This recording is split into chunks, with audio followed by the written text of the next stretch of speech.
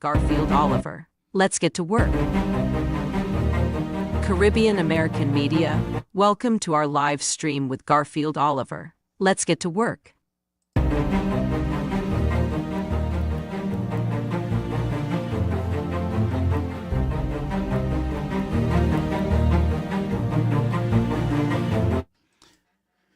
All right, brothers and sisters, we are on. Welcome to Caribbean American News Media Platform. We just for correction, folks, our system is not up as yet. We are still waiting for that system. We are waiting for some funds to clear, and also we have the other pieces of parts. They have been ordered. Pieces of equipment have been ordered, and we're going to be having them here this week. But we are going to run. I did some patches, and let's see how far we can go tonight with Caribbean American News. So we're going to get to work quickly before the system decide to do what it's going to do, cut off on us. So if you hear the system cut off, friends, know that we tried tonight, but the system will be up this week. And greetings to all those who have supported the cause. Those of you who have sent, I'm not going to call all the names now, and I have to get consent from those who contributed. I know there's one donor who contributed a very large amount towards the system, and I have always admired this family that came to see me on island, and so I want to thank them so much for the contribution. It means a lot to me, and it had me,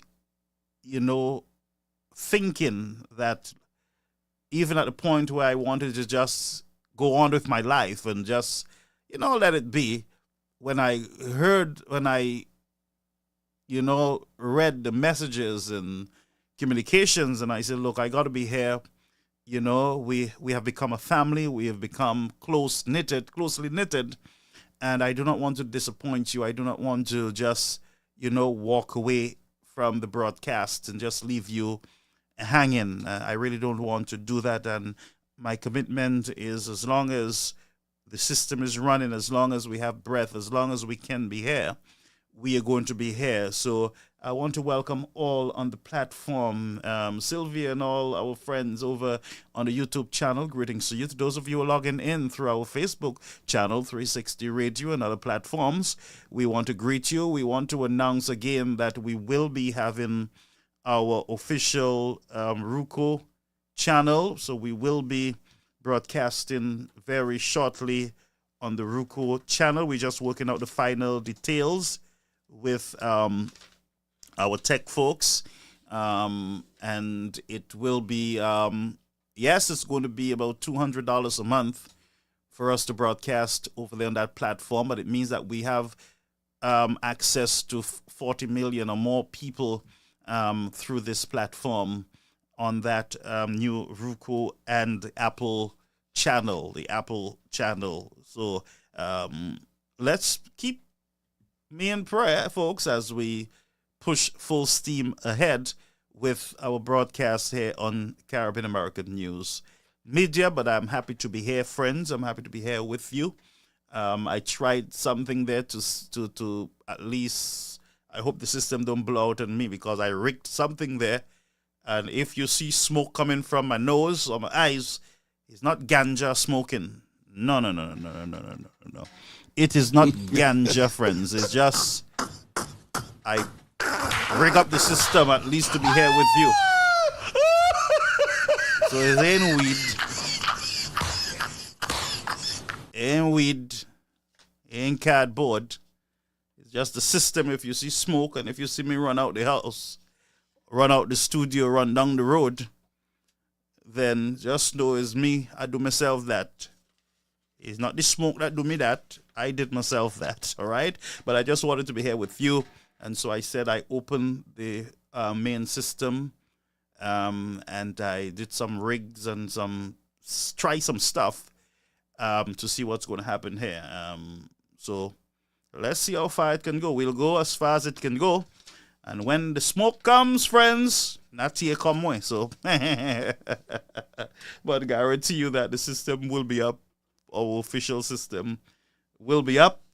We are building a mean machine that will keep us on the air. I'm going to connect two machines together to make a massive system that will blow the minds of those who monitor us, those who are afraid of the platform. Don't be afraid of it, friends.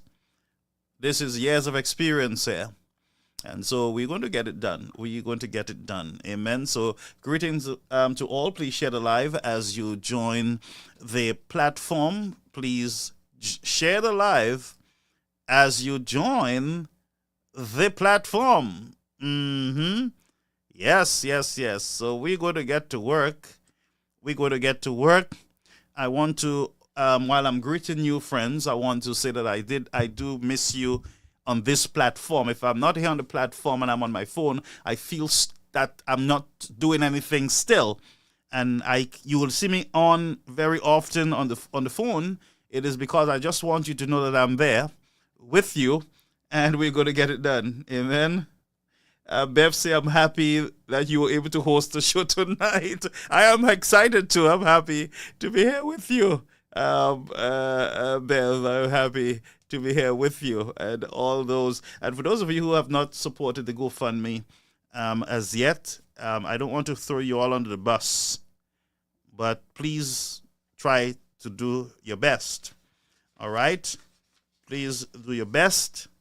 And I know many of you are supporting outside of the GoFundMe, but make an effort, friends, so that we can get our system maintained, properly oiled, greased, and running, because there's a lot of work, friends, and I miss a lot of important days last week in the politics of the country, and I'm hoping that we can catch up. We can do some catching up, some following up with the major events that took place in your country. We have some developments from here in the United States, also Florida. We are going to have a conversation tonight on that new bill in Florida. And we're going to go back to St. Lucia, where we continue to view developments there in the country with our politicians, our government. We want to look at what is happening in that country. All right. And so I want to thank you so much for being here with us. Please continue to share this live. Let the folks know that we're on. Do your part and share the platform, like the platform, follow the platform as much as you can. Leave a review on the platform. But hey, folks, a lot of work to do, and we got to get to work. Caribbean American Media, welcome to our live stream with Garfield Oliver. Let's get to work. All right, so let's get to work, friends. Let's get to work here on the platform. We're getting to work. First of all, let's start off by wishing one of our viewers. Let's see if we can find that one of our viewer. Molly Ball is celebrating her birthday today. Molly Ball, let's wish her a happy birthday.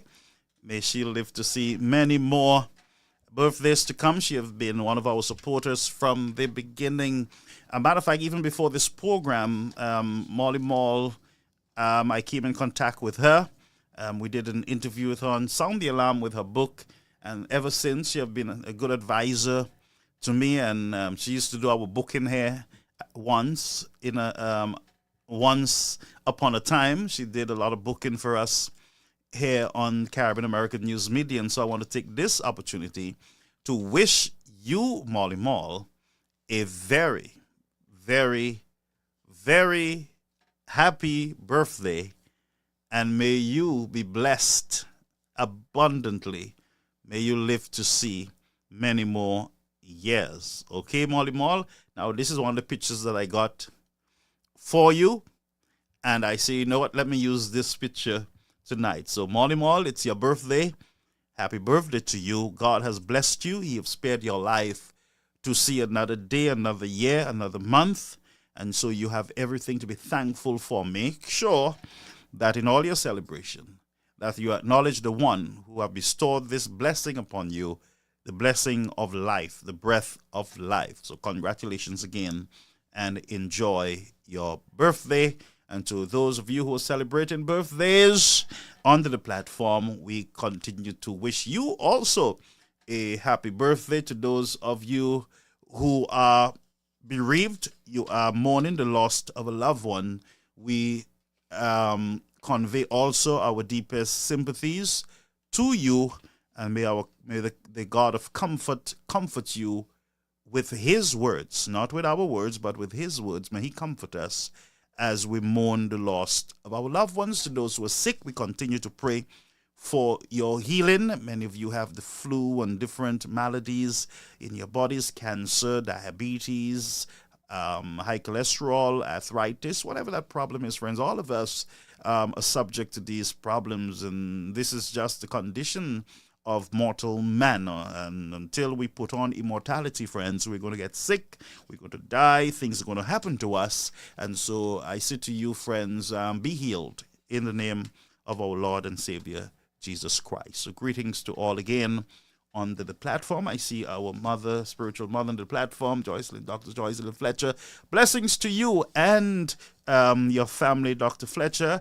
By the way, I want to congratulate you on that program on the Wrong Table some nights ago. I know I spoke to you personally, and I thank and I acknowledge such a moving interview. Yes, both of us, we spent hours, on the phone once, and I heard your story, and it moved me, with love and more appreciation for what God has done for you, and how he has spared your life even, to this point where you are still a blessing to many St. Lucians. You have served your country well, with dignity, with class. I remember when I was drawn to you, it was at a meeting by the government of St. Lucia on the Allen Shasta in Brooklyn, downtown Brooklyn, at a hotel down there. I came in, and you just captured me. From the time I saw you, I was like, who is this person? And my spirit just connected immediately. And I remember we took a picture together. And I had that picture ever since with me on the phone. But I can never forget that moment when we connected, our spirit connected. And we need more people like you in our world, where people can connect. You can make that connection and know that this person is special. This person has an anointing on them. This person has something there. Well, I'm not saying that they're perfect, but I'm saying that there is some oomph. There's something there that draws us together. And that's why I speak for the past week or so on us lifting the standard, on us elevating ourselves, us trying to be better at every opportunity we get, not the dick classes stuff that I see, and the cussing out, and the panty talk, and the brat talk, and women's size talk, and all this, and all this kind of a filth that is on our media. Let me just go over to Florida for a minute. Now, the governor of Florida, let's leave Molly Mall up there for a while. All right, let's leave her up there for a while. Let me take off the band on my waist. Sorry, give me a minute. I put a band on my waist so that when I sit, that I will keep my myself together. Pa budemona chai shaz budemon. All right, okay. But let's get to work, folks. All right. So in Florida, the governor of Florida, DeSantis, signed a law in Florida banning children under 14 from having any social media account. I'm going to say that again. The Republican Governor Santos of Florida, signed an official document banning all children under 14 from having any social media account. And I say bravo to the governor of Florida. Because the reason why I'm celebrating this, it is because there is something trending on social media that will be dangerous for a generation that is about to rise up. There is a nastiness that is sweeping our social media. There is a war on the minds of our young people. There is an underground movement, very sinister, but can prove deadly to a generation to come. It is evil, it is messed up, it is nasty, and we got to protect our children from it. Enough adults are already poisoning their minds with the nastiness. And and what we do not want is that our generation, our young people, to get caught up in this kind of filth. We should reject it in our society. We should speak up against it. We should expose the nastiness from our young men, from men, not only young men, from older men with children. If that is what you want your child to be, shame on you. But there's a nastiness that is taking over the land. And I applaud the government of Florida for banning children under 14 from having any type of social media account. So if you're living in Florida, it means that Facebook will automatically log you out if you're under 14. The technology will detect you, the technology will find you, and the technology will wipe you off of social media. Yes, I approve this. I am not a Republican, but I approve this move to protect our young people, our children, from social media so that they can focus on their education, they can focus on being decent in society. Too much nastiness in the country. Nastiness. And we consider it to be funny, entertaining, pleasant. And I hear some people adding God and Jesus' name in the nastiness, the filth. God have no place in nastiness. He will never and can never be mocked by pagans and ungodly, spoiled brats in our society.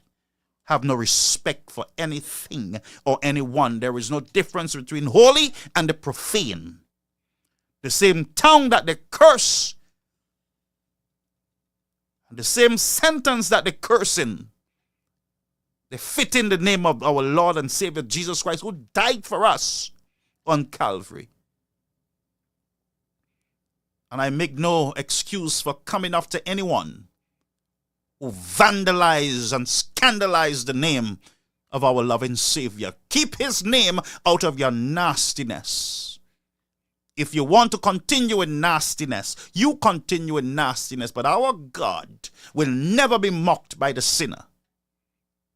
And the sinner will never put him back on the cross. Jamais. And so we got to rise up.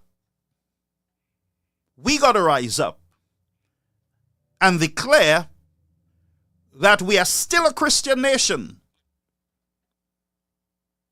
We will rise up and declare that we will have a zero tolerance for blasphemy and disrespect to our God. If you want to do nastiness, is your choice. Go do your nastiness, but leave God and our Jesus' name out of your filthy mouths. Those who want to do filthiness, go and do your filthiness. Nobody stops you. You have freedom of choice. But leave him out of your nasty behavior. Because if I have a son and a daughter and I look at social media and I see him or her with such nasty behavior, such disrespectful behavior, if I can't talk to you, I will disown you. Because you have moved yourself from being a human being to being an animal. Not only an animal, a destructive one. But we got to be different. We got to demand better in our society. And any government that associate themselves with nastiness, the wrath of not only the people, but the wrath of Jehovah will rain down like mighty hail, and the sinner would not know what just hit them. All must account. All must account. So I say, I applaud the ban in Florida that there will be no under 14-year-old child on social media. And my daughter have a piece of land in Florida. She will move to Florida. She will move there and be protected. She will move there and be protected from a secular society that is hell bent on destroying our nation and the minds of our people. And sadly, you have big hardback adult with grandchildren celebrating nastiness, evil, celebrating it like something good, celebrating witchcraft and all kinds of nastiness, celebrating people in cemeteries, people taking coffins and showing it in the sea and all kind of symbolic garbage in our society. I rebuke every one of these evil witches and magie noire and magie blanc and magie rouge in our society. As I told you, back in the days, they had to hide to do their nastiness. They had to hide. But now it's something different because it's accepted as normal in our country. But let's move forward. That's my rant for tonight. I'm done with that rant before the system get hot. Because we don't have our system as yet. It soon come. But let we get to work. We have work to do. So, I have a problem. I have a problem in the country with our government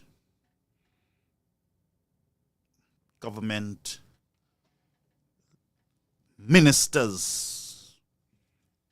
And if it was a United Workers' Party government, I would still have a problem with them. This is what they were doing in our country. I would have a problem with them and share the life. Tag a friend and let them know that we're on until the system smoke out on us. Yeah, that's what we'll do tonight. So let's change Molly Mall for a minute. Molly Mall is going to persons that while we are healthy and we are taking care of our thing there. So let we leave her to celebrate and let's go on with the people's business. So Miss Virginia got sick. Most of us would remember she got sick. And like I told you, I was out of the media for a few days, and so allow me to vent for a while on the past that can affect the future. So, Miss Virginia, Minister of Government, got sick, transported to Martinique through a plane.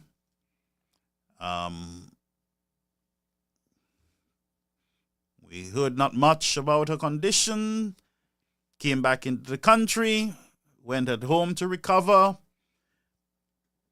We heard that the bill was a very expensive one, and there was a confusion as to who is paying the bill, whether it's the government or the minister. The minister said basically, that's not your business because I didn't see the bill as yet, and blah, blah, blah, blah, blah, black sheep with no wool.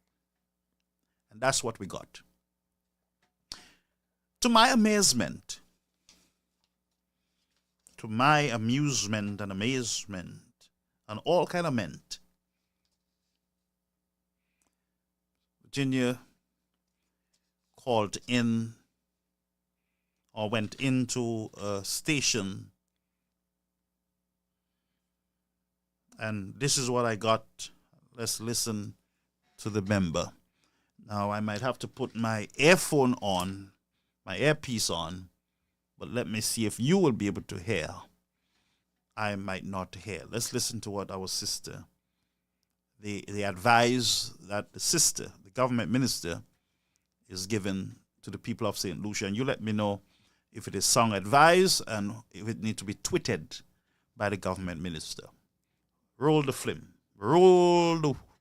Ourselves, it is always wise to put a little something on a side in terms of your insurance for if in case you fall sick, because sometimes you may not have the resources to help you move quickly to get medical attention. So when government talk about a 2.5% towards health care, we must not complain about that because government will need the resources to help. And I also want to advise persons that while we are healthy and we are taking care of ourselves, it is always wise to put a little something on a side in terms of your insurance for if in case you fall sick, because sometimes you may not have the resources to help you move quickly to get medical attention. So when government talk about a 2.5% towards health care, we must not complain about that because government will need the resources to help. Okay, so we're going to stop that for a while. And let me just pull a blank piece of paper, friends, so that I can make some notes, right? So the minister is saying to St. Lucians that they should make sure that they put something aside. 1. 2, insurance should be in place. And 3, they should celebrate 2.5% tax. Okay, so let's just deal with this slowly. And I believe a lot of our ministers are deaf when it comes to the plight of the people. They pretend like they do not know what is happening in their community. It appeared to me that the government minister is speaking to bourgeois, those who have the means, those who are booming. Like the government said to us, that business is roaring back and business is booming in St. Lucia and everybody is happy in the country. And the minister is reflecting that sentiment, that you should put something aside and have some insurance and applaud, be happy for 2.5%. Let's start at the beginning. A majority of St. Lucians in your country, and I'm sure in your community, ma'am, cannot afford a balanced meal. 2, majority of your young people are not working. 3, a majority of families are catching their tail just to feed their families. Salaries cannot afford, some of the salaries in the country cannot afford families to move from your community into Castries or Grosley daily for work. They got to borrow money for transportation, even though they're working.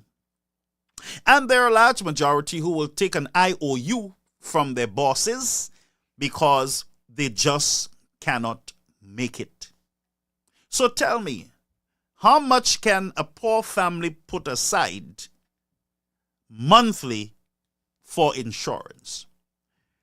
It is a good idea to put something aside for emergency. I've always advocated for it. But things not swinging. You listen to the cries of people in the country, and I hear it every day. Nothing is rolling for many families.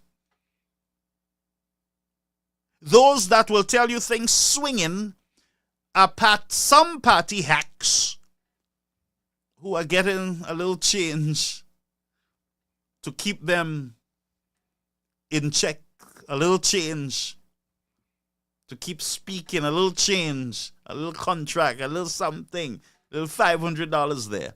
So they will tell you everything's swinging. Things nice. Bagay bell, nothing to see here. While a large majority of the country are crying that nothing is swinging. Insurance. The last UWP administration had a plan of $70,000 for all St. Lucians in medical insurance. Did you find that plan? Did you guys look at this idea of helping all St. Lucians to secure insurance? No, what you did, you took the easy way out and you follow outside institutions who don't care a hoot about St. Lucians. And they say to you guys, because you all want our loan money, go put pressure on those who are already broken in your country. They say to you, put a 2.5% levy and call it this. The people will accept it if you name it this. But go tell them that they're paying for health and security. They will love it. Oh, they will celebrate and will give you the loan.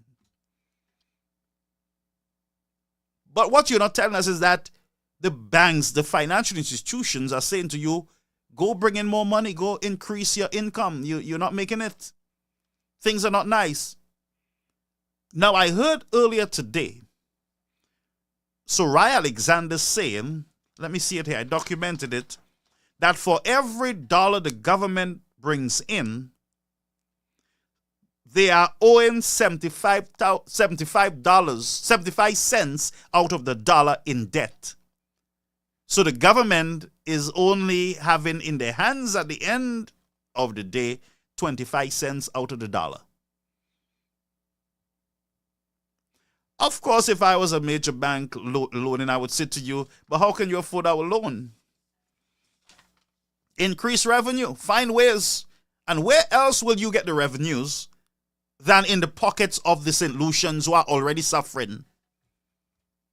Where else are you going to get it? So when the minister comes and says to us, we should be celebrating 2.5% tax. You go ask the poor families in your own communities. And you ministers are out of touch with what is happening on the ground. You are listening to people who are telling you that you guys are winning. You guys are winning. And no way, they can come back. And that's what you are doing. You have already won the elections. So you don't care a hoot about the little malleways that you speak about. You don't care about them because it's easy for you to throw $500 in them in 2026. And once you give them the $500 and some rum and chicken, that you're good for the next 5 years. But our poor families are catching their royal. Our poor families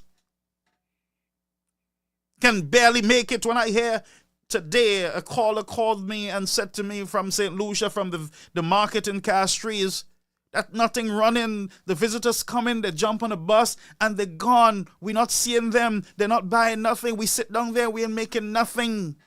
Nothing running. When people say to you, when the UWP was there, things were swinging.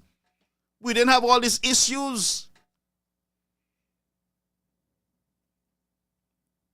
And I guarantee you, St. Lucians, that there are more taxes coming in your skin at some point.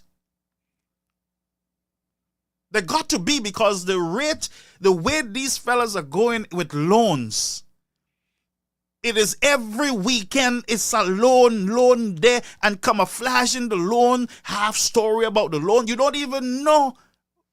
You don't even understand what they're borrowing for. Half St. Lucians don't even understand what they're borrowing for. If you ask the regular St. Lucian on the road, what are the government borrowing for? The last set of money, what are they doing with it? Did the government say to you that we go into the house to borrow $45 million so that we can implement a $70,000 insurance for all St. Lucians? Did they say that to you? No. Did they say to you that they're going to try to get a friendly government to give them a grant of $500 million to open pantries in the country so that poor families can go somewhere and no St. Lucians will be left behind when it comes to food? Do you not understand that there is food insecurity in your country? Look, we found out today that there is no banana boxes in St. Lucia. I don't know who to blame, if it's the government or who, but most likely it's outside influence. But no banana boxes, which means that farmers ain't nothing swinging for them. Banana farmers ain't nothing moving for them. They got to eat their own bananas.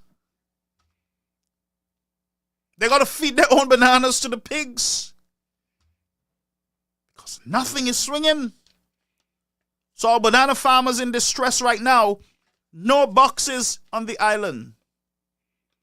And it's 3 weeks now and we're just finding out. Because the farmers seems that as though somebody put some mumu pill in their water and the farmers can't call any network and you farmers, where are you? During the Alan Shaston administration, you all mouth loud shouting. And by the way, you farmers, you need to pull up yourselves too. This is 2024. They tell you pakute, pakupe, coupe. You didn't pakupe, you didn't coupe. You cut off your own nose and spoil your own face. You burn your own people banana sheds and you block roads, damaging your own self. You have always been your own enemies. You got to speak up. Let us know what is happening. A whole set of stuff happening in the country and everybody's on mumu pill. Me ain't saying nothing because I don't want nobody to fire me. Me ain't want nobody come for me and my family. Me ain't want nobody secretly call me and cuss me out or threaten me. Me ain't said nothing. I just waiting until whenever election call and I voting them fellas out. No, you got to speak up now because there are families who are suffering at this time. And you are suffering yourself. But you're not good. You're not good. 3 weeks. No banana box. Nobody said a thing. What else we didn't hear of? In Dennery, the DCA placed stop work notice on shops that are being built in Dennery. Somebody removed the notices. Continue building the very same day. Nobody calls and say anything. Nobody speaks up.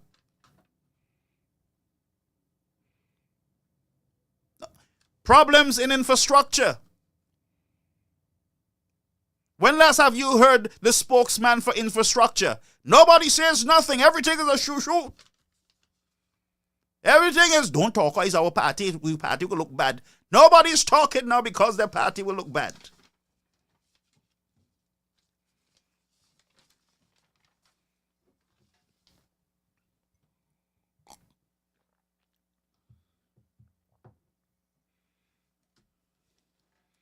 Nobody's speaking now. Everybody takes mumu pill. Problems. A judge basically was removed from the country because the judge said that there is political interference and everybody is on mumu pill. All lawyers, all of a sudden, we didn't see anything. We don't hear anything. There is nothing here to see. No statement from the Bar Association. Everybody's on mumu pills. So much trouble in town. And what they want us to talk about is panties and bra. And they want us to trouble sugar cake on social media. Leave sugar cake alone. You have enough problems, sour cake in your country to take care of. The last time I checked, sugar cake have new bed, new shoes, all kind of steak. Sugar cake eating his mother food, his food, and everybody in the house food.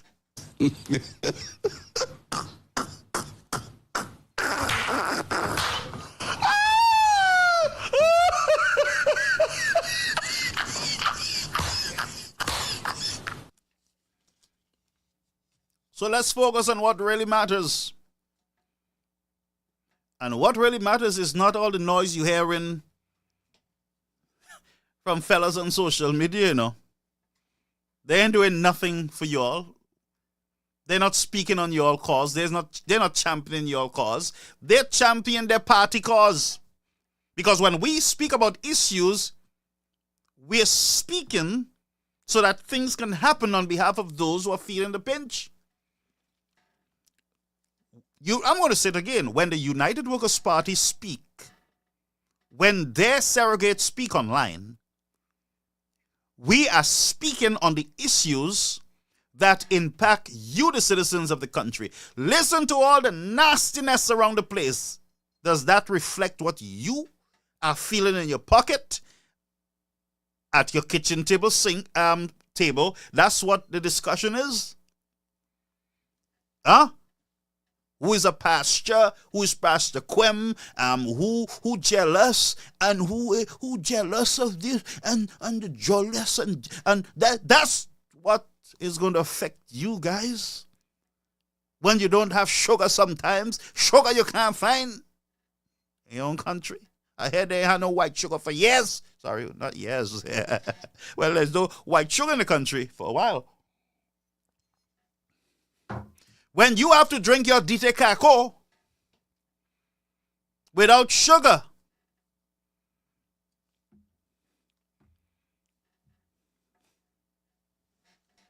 huh? Half of you not hitting you, half of you not will never be mentioned on Newspin. Sugar cake hit Newspin by storm today. Because Sugarcake don't have a problem. Sugarcake have a big GoFundMe account. When Sugarcake want milk and steak, Sugarcake is well taken care of. Sugarcake have laws to protect Sugarcake. If the Anna Charles do anything to Sugarcake, there's laws to protect Sugarcake from the Anna Charles.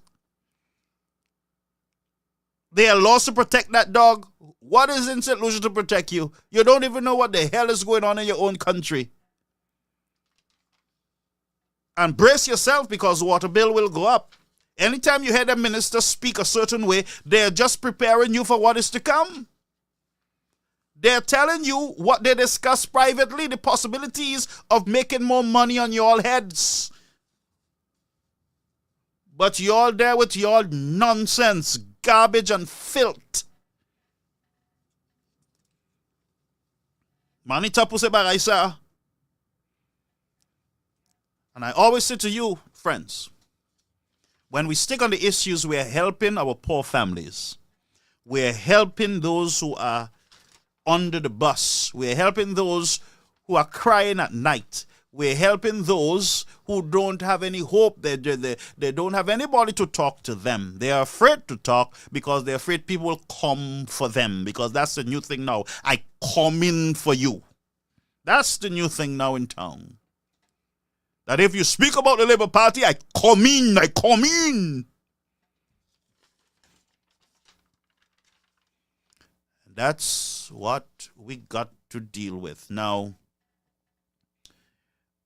there was another story with Mr. Prime Minister of St. Lucia coming for you too. Mr. Prime Minister. And let me tell you something. It's our right.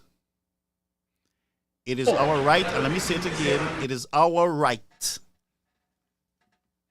as citizens of the country. And I'm a proud citizen of St. Lucia. And I would speak about any government official. I would speak on any government official. And ain't nobody can do anything about it. Because that's fair game. That's our responsibility as a people, to hold our government leaders to keep their hands on the wheel. That's our job. So don't come here threatening people, telling them you this, you kill them. Don't talk about this one. I come in, your mother, your father, your auntie, your sister. No, you keep yourself together. And if you need to get a checkup, you go get your checkup. Take your medication. Don't stay off of it.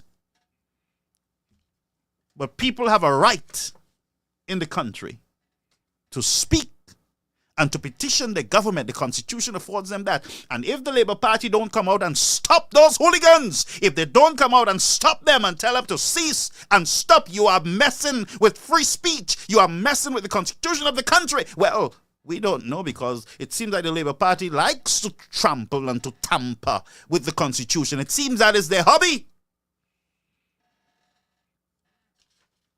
But I say to you, Labour Party, call your professional surrogates off.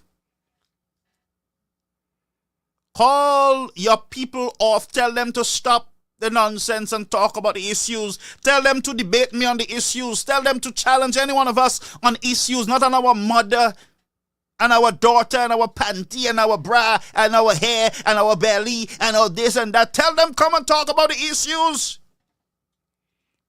But you won't do that, ain't it? You don't have it in you. No. It's not in you, ain't it? Yeah? Is it? Can you do it? And you know when you do it and you say, don't do it, call it off, you wink, wink, wink, wink, wink, wink. In other words, I'm just saying that for them to hear, man. But go ahead, go after them, protect the victory. Huh? If you only muster the guts to say, fellas, stop the nonsense now, you give them a little wink. Wink, wink, wink, wink. Like little piggy. Wink, wink, wink, wink, wink. Keep going.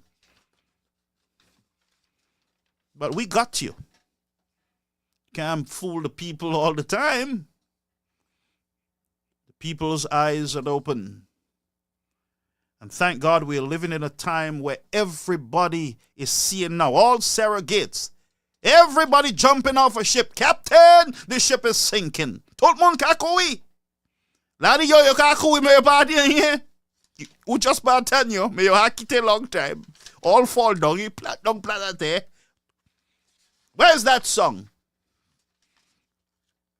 Who can sing that song? They say, we put in flabo plat dong, platate, flabo plat dong, platate, flabo plat dong, platate, flabo plat dong, platate. We won, you lose, you lose, you lose. How was it Lucia lose?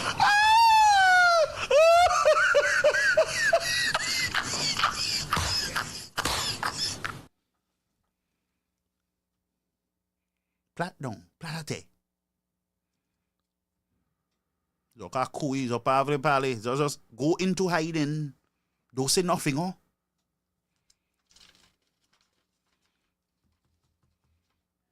Shame. But let's listen. Let's listen to our Honorable Prime Minister, Mr. Ampere, giving us some new information.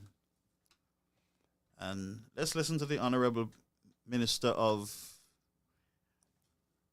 Security, National Security and Finance. Let's hear what he has to say about crime. Let's see if we learn something new. I also have something to say. I won't say it now about the crime in St. Lucia. I'll say it at some point. And you all may have to deal with me. Because I know I know what's happening behind the scenes. I know. I know. Give him time to All talk. that pretense No, about crime Mr. and who's pushing crime. Let him I finish speaking. know Don't usher him out. what's happening behind the scenes. Honorable Minister. What's happening behind the scene. I know. I also have something to say. I won't say it now. Say it now. About the crime in St. Lucia. I'll say it at some point. And you all may have to deal with me. Who? Because I know. What? I know what's happening behind the scenes. I know. What's behind the scenes? I know. All that pretense about crime and who's pushing crime. Who are you looking at? I know what's happening know. behind the scene. What's happening behind the scene. I know. You know? Who talking behind there? I also have something to say. I won't say it now. Say it. About the crime in St. Lucia. I'll say it at some point. When? And you all may have to deal with me. Who? Because I know. I know what's happening behind the scenes. I know. Tell us. I know. All that pretense Who about pretending? Who crime watching? and Who? who's pushing Who you crime. watching? Who? I know what's happening behind the scene. What's happening behind the scene. I know. Who talking there? Who are you talking to? Who? I also have something to say. I won't say it now. About the crime in St. Lucia. I'll say it at some point. And you all may have to deal with me. Because I know. I know what's happening behind the scenes. I know. Mon I passa know. pour m'imaginer All bêtise that là. pretense about crime and who's pushing crime. I know. Mon passa pour What's happening m'imaginer behind the bêtise scene. là. What's happening behind the scene. I know. I also have something to say. I won't say it now. About the crime in St. Lucia. I'll say it at some point. And you all may have to deal with me. Because I know. I know what's happening behind the scenes. I know. I know. All that pretense about crime and who's pushing crime. I know what's happening behind the scene. Still talking? What's happening behind the scene. I know. Okay, so let's deal. Okay, so all right. Okay.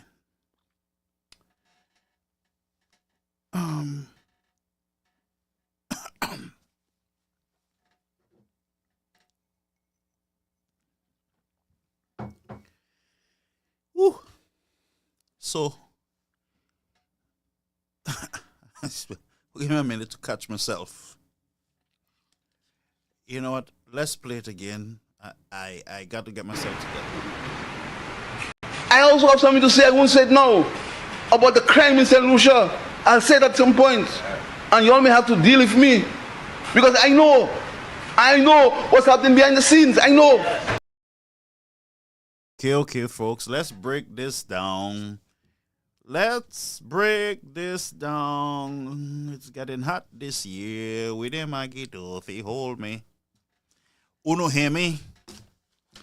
Okay, so let's find a way to deal quickly with this before the system blow out in us. So, Reverend, Mr. Pearce said to St. Lucians. Now remember, he's the Prime Minister.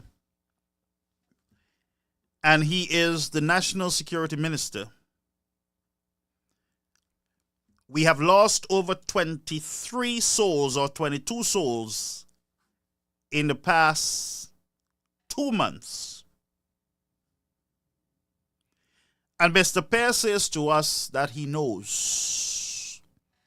And you all will have to deal with me. And he looks across the aisle. And it appears to me that he's speaking to the United Workers' Party leaders in the person of Mr. Alan Chasney and Mr. Bradley Felix, because he looks across and he was angry at some people in the House. It does not appear that he's angry at the criminals. Now listen to me good. So he says, I have something to say. But I wouldn't say it now.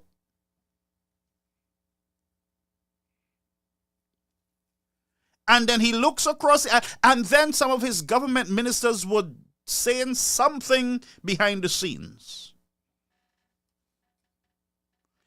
So I would think in my unsanctified mind, and with my little common sense like a mustard seed, there are smarter people out there than me, that Mr. Pear is referring to the United Workers' Party leaders in the House. And I hope to God that he will clarify that statement in time. Because it seems to me that the Prime Minister have some information which he should. And based on what he is saying, the information he has is that he know who is committing the crime. So now we have a G.I. Joe. No longer Daffy Duck, but G.I. Joe. G.I. Joe is angry in the House because the people, it appears, who is doing all the crime, they're in the House. You know, I know. But don't take it from me. You listen to yourself. I know all that pretense about crime and who's pushing crime. So somebody is pretending in the House. And the only people who are in the House that he's having a quarrel with is the opposition. So I would conclude that he's angry with the opposition. Would you jump to that conclusion too? What can I say? I'm going to play it again. I know what's happening behind the scene. What's happening behind the scene? I know. I also have something to say. I won't say it now. About the crime in St. Lucia. I'll say it at some point. And you all may have to deal with me. Because I know what's happening behind the scenes. I know all that pretense about crime and who's pushing crime. I know what's happening behind the scene. What's happening behind the scene? Folks, all I can tell you is that you have one of the best national security minister, because all by himself he found out who is doing the crime. He just sat in the House one day and found out after 22 souls perish, he finally found out who is doing the crime. And it seems to me that the person is very close to him, because he's saying, looking around, gesturing, and say, all that talk, I know. And you have people behind him, yeah, we know. Is this Clown City? What is this? Is this...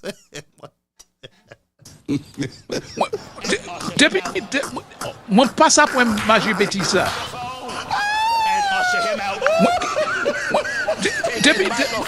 Mwen pas sa pou maji beti sa. Take his microphone. Just a minute. Mwen pas sa pou maji beti sa. Usher him out.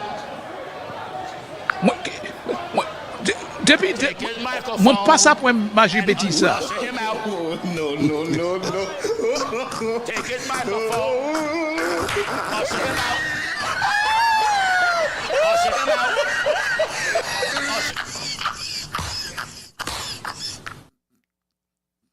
I give up. I give up. I surrender all. Brethren, I've never heard this in my life. I've never seen such a thing.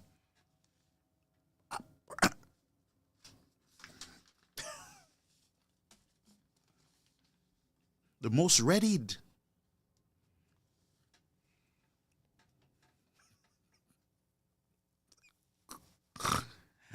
Aye.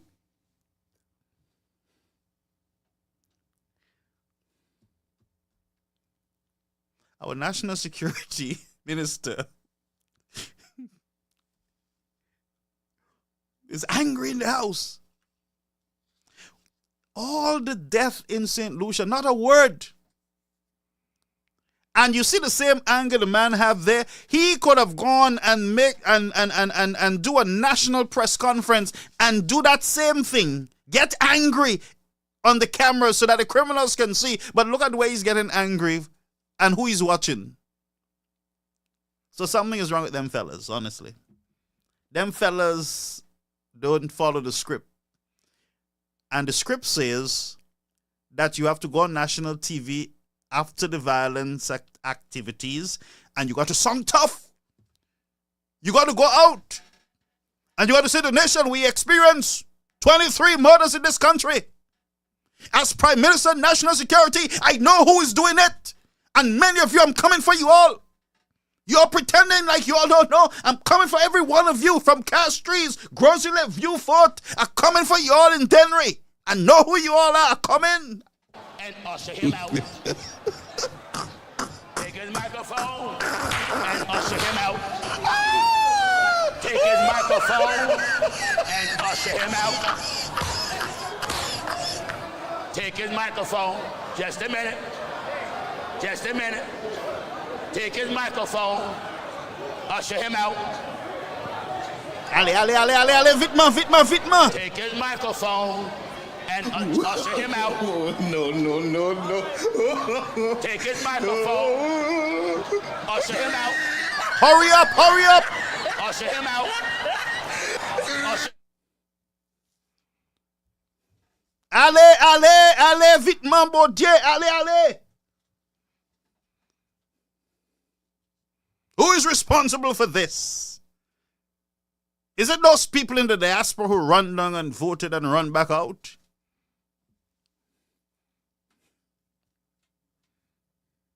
And then they say to you all, we give you all the best. And then we wish you all the best like your kui, Kiteza. So all I'm saying, the same energy, right?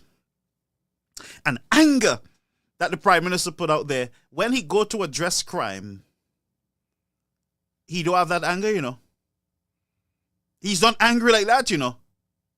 He's calm like a cucumber. And I give the police everything that they need. And my father was not a police. I'll say it again. I'm not the police. My father was the police. I'm not the police. I give the police all the tools. It's up to them. And I put Jeremiah as crime prevention, and there should be no crime after we put Jeremiah because he prevented all the crime in St. Lucia because I know who they are, so I give him the list of all the crime, those who committing the crimes in government and out of government. I give him the list, and so he coming for them.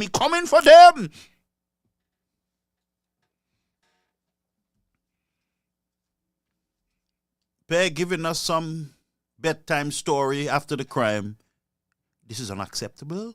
And as a government, we supply the police, we give them vehicles, we give them bicycles, we give them motor car, we give them toy cars, we give them drone, we give them this, we give them, and you will see in the budget, you would see tomorrow in the expenditure, what we do, and we put in more money for the police, we give them more money, we build in police station, give them more. But he ain't addressing the criminal. He head down, hiding. But he ain't talking to the criminals. He ain't said, stop it, I'm coming for you. He ain't said that. He ain't saying, I'm coming for you all. We coming. Watch your back, Lucians. But he in the house, flexing his muscles for Shasney.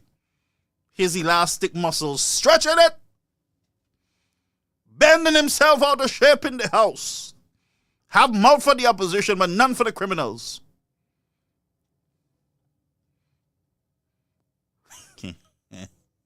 Lucians, who put that on Udo? Who gave you all that stress? Not me, huh?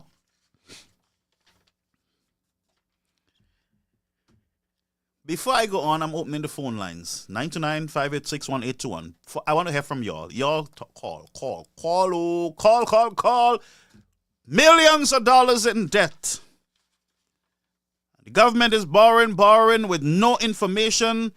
Monies are being borrowed to fix stadiums. Stadiums start fixing long time before the money comes. Somebody have a contract, even before approval. And nothing for that. Nobody says nothing. St. Jude's, we finishing it soon. We re-begin it and we finishing it. And nobody has a contract, but somebody has a contract. We doing bidding, but the contract already gone. What kind of upside down chumby story we have in this country? People are borrowing money, come in and tell us one thing. Then you hear in the Senate another thing. Then you hear a different argument on TV. Then you hear a different argument on radio, a different argument in social media, and a whole set of confusion in the land in borrowing. Nobody knows the truth. Then they say, it's Alan Shastey. Check, look at the documents. Look. It's Alan Shastey who had signed the papers, not me, oh. It's Alan Shastey who has signed the papers, not me. And then we hear in the Senate today that Alan Shastey could not get the loan. He could not meet the requirement. He did not get the loan because he could not meet the requirement. And we were able to meet the requirement and we get the loan. You know what the requirement is? 2.5% on the people. Higher water bill, higher electricity bill, higher everything bill. Leave the gas prices high in their skin until we bleed them to death. Bunch of liars. And so, in the Senate, in the House, they say to us, Alan Shastner is the one who signed the document. In the Senate, they say to us, you all couldn't get the loan, but we got it because we meet the requirement. And they don't listen to themselves, right? In other words, they're saying to you, St. Lucians, Alan Shastner refused to put that burden on the people of St. Lucia. And we were able to put that burden on them. And they love it. You heard the minister says, you all should appreciate the 2.5%.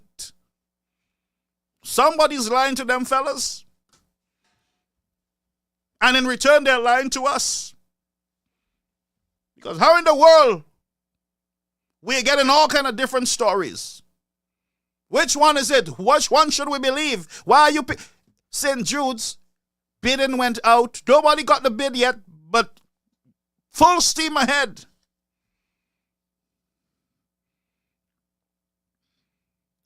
Grossley Highway, 2 roundabout, 3 roundabout, 2 roundabout. We don't do roundabout. Look when they put the roundabout. That's stupid. Alan Chance, they're foolish. I never see such an idiot. Alan Chance is an idiot. He's a dummy. But we put in 2 roundabouts up there. Same area, same spot. Same road.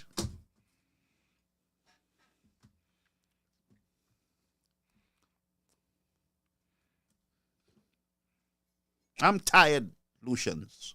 All I can tell you is watch Uno Bread.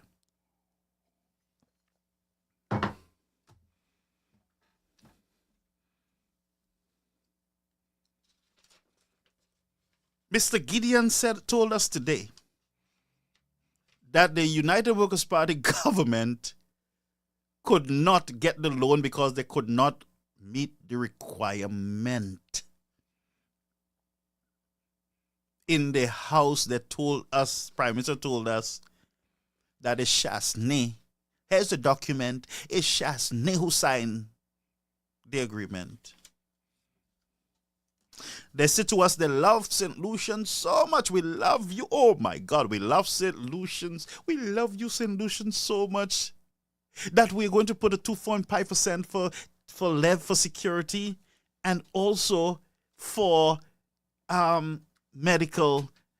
Are we not a loving government of putting people first? And we did it all because it's part of our mantra, putting you first. And we love you, St. Lucian, so much. You're so beautiful and sweet that we're giving you we put in a 2.5. It's not a lot. You can bear it. It's for you all. Don't worry. It's for you all. But never, and you know what? A few months after, they come and tell us, oh, we had to put the 2.5% because we needed to get that loan. Yeah, it was part of the condition of the loan. Do you love us or not? That's the question. Do you love us? Are you putting us first or not? Stop lying to us if you want to put us first. Tell us the truth. Come clean. And we're still waiting to find out what the Prime Minister knows about crime. And by the way, what is he doing about what he knows? And seeing that he's looking across the aisle, will you be arresting one of them fellas anytime soon? Quick, quick. A wink, wink, wink, wink. It's not you all. It's them. Wink, wink. Who are you mad with in the house, sir? That's the question. Who are you mad with? Who are you upset with in the house? Who upset you? Who's getting you upset in the house? Is there criminals in the house that is getting you upset? Who they are? That's the question.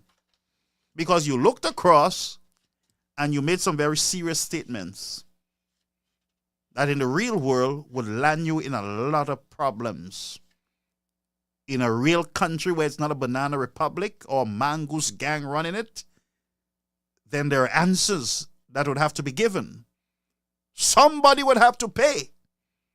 And that's why you have people in more organized countries writing script for you all, so you all won't end up in jail, end up in court every weekend for your all mouth. They write scripts for you all to keep you in check, but it sounds like somebody notebook ain't working, or it run out of pages, or they're not reading the script properly. Because if you're national security, what you did there was creating more of a problem for the people of St. Lucia. Now we know that you, Mr. Prime Minister, have finally gotten the answer. You know exactly who are the criminals. And we await the answer. We await your statement, because you say not now. So we are waiting for you to announce the date when you will address the nation and tell us which politician or who in the country that you know is committing the crimes in the country. I'm going to play this just a little over again so that St. Lucians can register what you, the Prime Minister of the country, National Security Minister, said to us. No. I also have something to say. I won't say it now about the crime in St. Lucia. I'll say that at some point, and you all may have to deal with me, because I know what's happening behind the scenes. I know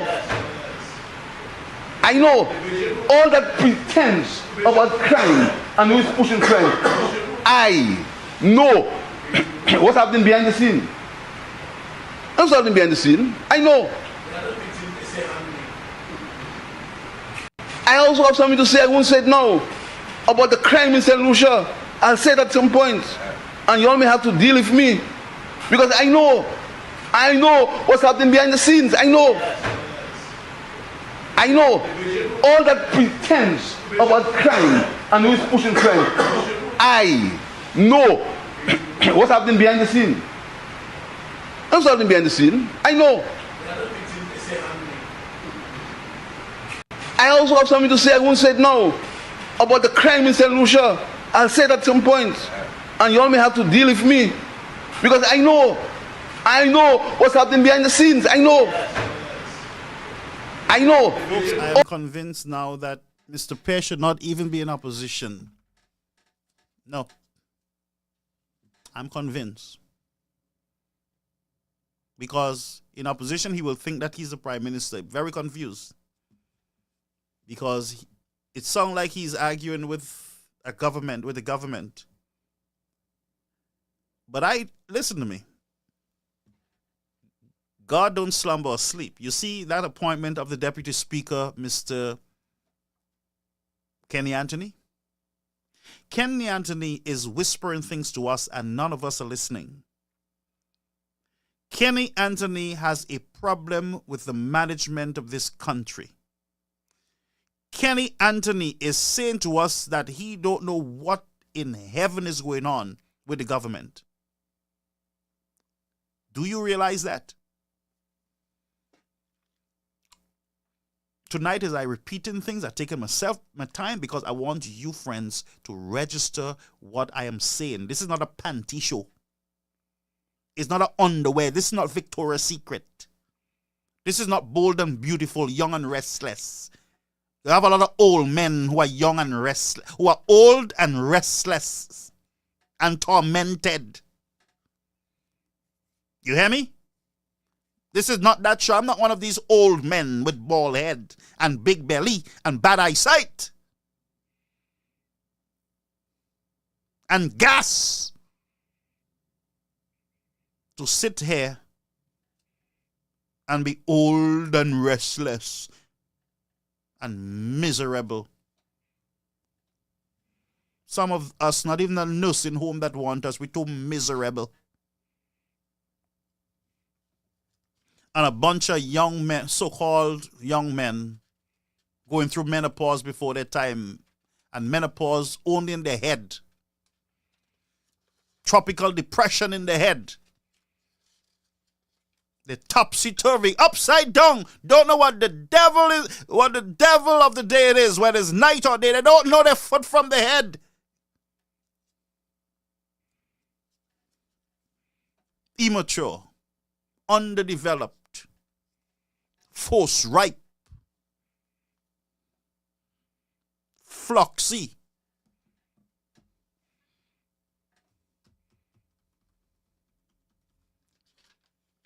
So, let's go back to our discussion. I am convinced that Kenny Anthony is speaking to us and we need to listen as a country. Kenny Anthony has nothing to hide and nothing to lose. He's at the peak of his life and his career. And he have nowhere else he want to go. He want to redeem himself and to be the one who correct the errors of his party. Kenny Anthony, it is clear that he have pulled himself aside and he have labeled himself the backbencher that nobody listens to. Kenny Anthony is surprised by a lot of things that his party is doing. They ain't listening to the elderly statesmen. Because if Philip Japere and his administration was listening to Kenny Anthony, you see all what is happening there, it would not be happening, trust me. You can say all what you want about Dr. Kenny Anthony. He's a Labour Party, of course, you're UWP, but sometimes we got to be neutral. We got to be on the side of righteousness and fairness. Kenny Anthony have been speaking to us and we're not listening. We're busy. He's a SLP. He's a SLP. We don't want to hear him. He did Viewfort. Look what he doing Viewfort. Viewfort is already how it is. Viewfort people voted for that. That's what they wanted. Leave them alone. What are you talking about the people for? You're more vexed than the people of Viewfort for choosing their representative. That's who they want. That's what they want. Stay out of the people's business. Pray for them. Pray for the people of Viewfort. And it's a fact. They make their choice. That's the guy they want to represent them. Leave the people alone. If you want to take over the office, you go in there and present an argument to them and say, look, we want to do better. We want to help you. We want to develop Viewfort. Here is our candidate. This is what we pledge to do for you. Here is our plan, our blueprint for Viewfort. And the United Workers' Party need to have a separate plan for the development of Viewfort, an upgraded plan for Viewfort. Because the people of Viewfort did not really understand, it seems, what Mr. Shastney wanted to do for them, the development there. They were henpecked, bamboozled, lied to, mirages, but that's not a word. They were a mirage was set before them. And they were told that everything in Viewfort was too big for them. The airport was too big, the hospital too big, the road too big. Everything was too big for them in Viewfort. And they bought it. So, the United Workers' Party need to relook Viewfort and present to Viewfort a holistic plan for total transformation and development, and it should start from the poorest go up. We should move the poorest up. We should sell a plan of development from the bottom up, where we empower the people of Viewfort, empower them, provide ownership to lands, give them safer and better communities, build Viewfort from the bottom up. We have tried from the top down. It ain't working. Try it from the bottom up. Provide employment, provide opportunities, Build community centers.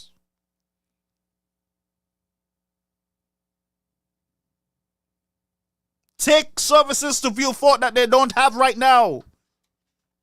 Build Vieux Fort from the bottom up. Present a plan to them from their toilet to their walkway to their homes to their back walls to electricity to their fence. Take down the galvanized and give them proper fence. Develop Vieux Fort from the bottom up. They will thank you later.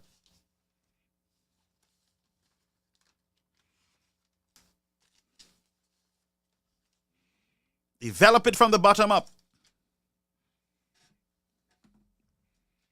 But present to the Vieux Fortians a good representative. Not one that will bamboozle them because you're UWP, but one that is serious about community building, about building Vieux Fort. Don't give them nobody that, you just handpick and, this person. No. You look for the best of the best. You look for what the people want. You give them who they want and empower who they want to provide for them. Vieux Fort is a place that you should look very carefully in these elections at, because I can guarantee you that the tables are about to turn. Kenny Anthony is preparing the United Workers' Party to take over the Vieux Fort seat. And how he's doing it, he is speaking to us in public, and we are not listening enough. Kenny Anthony is saying to us, UWPs, prepare for Vieux Fort. I'm going to hand you Vieux Fort.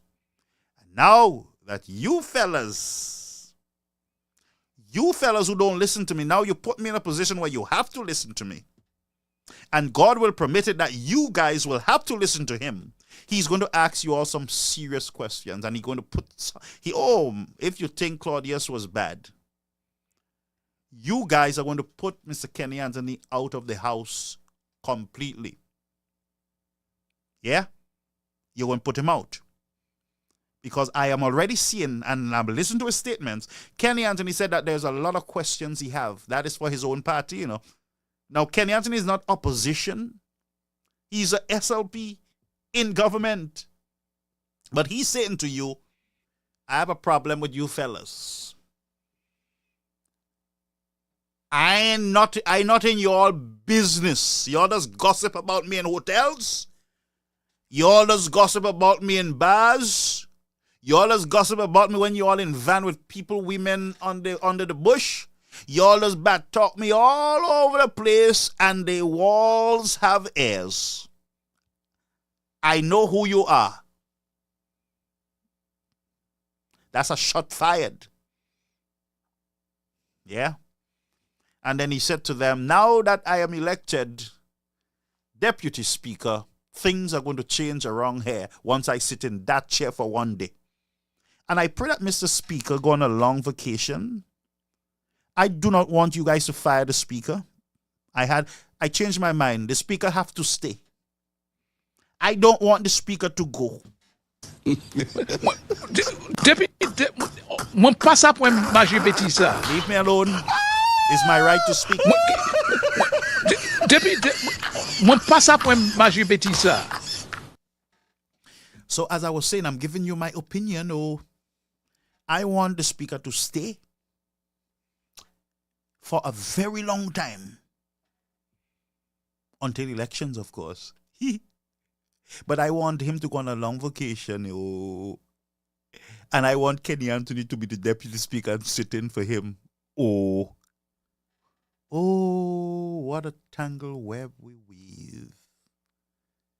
When ourselves we try to deceive. I want Kenny Anthony in that seat. And I wanted to deputize until the next elections. All fall down. Kenny Anthony sent a lot of shots. He said he don't know what they're doing.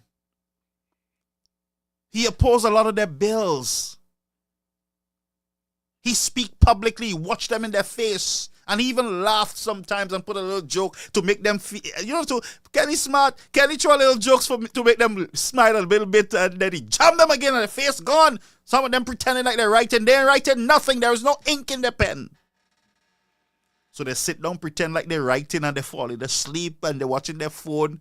Kenny Anthony is on the floor. Put your head up, have some respect, and listen to the elderly statesman. He's speaking. So he dropped a little joke, and you see they chuckle. And he dropped the bomb in their laps. And they go back in. I'm watching them. You got to watch them, fellas. Kenny have them in their throat hole.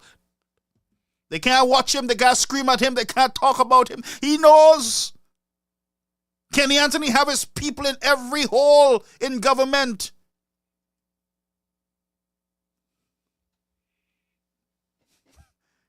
Don't mess with righteousness. It always wins. So Kenny Anthony says to them, I'm coming for y'all. Y'all are doing a lot of stuff, and I have questions.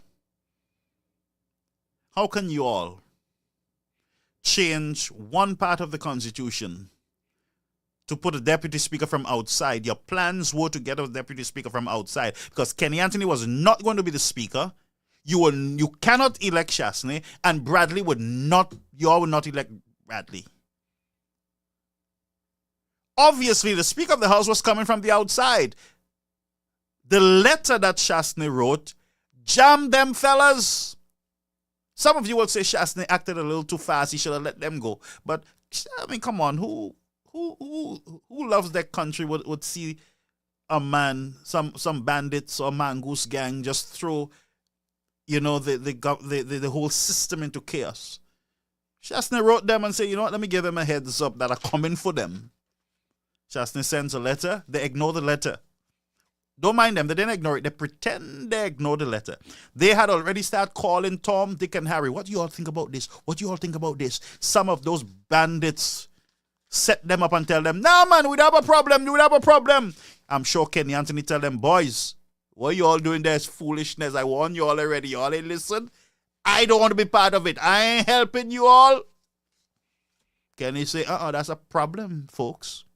They say, what do you know? You think you know everything, man. This is a new breed of Labour Party. You are old Labour. This is new Labour.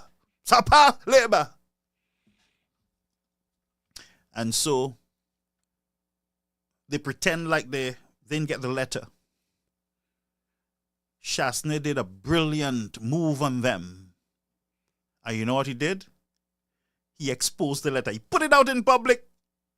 When the letter come in public, them fellas come issuing statement. Well, we will not do anything against the Constitution, and the opposition wrote a letter, and we are looking at the letter, we are looking at the options, we are seeking advice, and we will not do anything outside of the Constitution. We are law-abiding citizens. Shastney did not appoint a deputy speaker. Another foolish talk again.